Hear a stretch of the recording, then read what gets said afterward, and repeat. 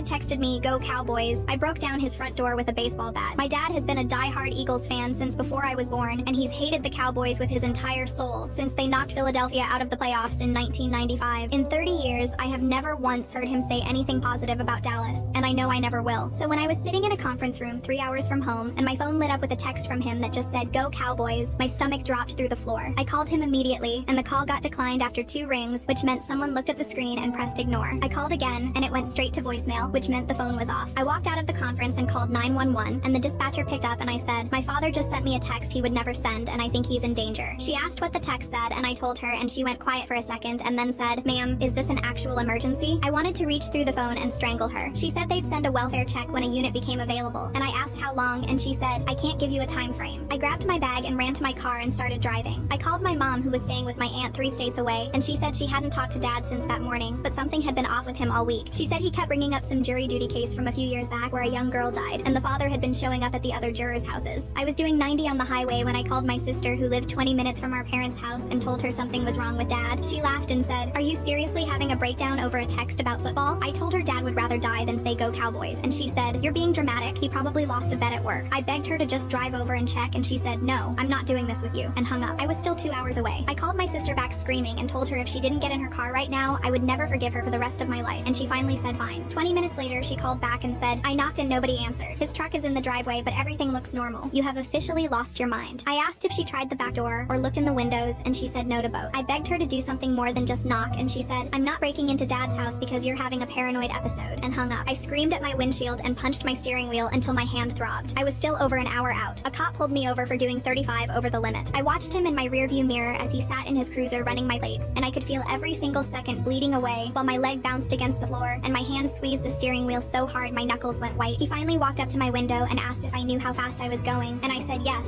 and he asked where I was headed in such a hurry, and I wanted to explain, but I knew how insane it would sound, so I just said, "Family emergency." He went back to his cruiser and sat there for another 5 minutes while I watched the clock on my dashboard change and thought about my dad, wondering if anyone was coming for him.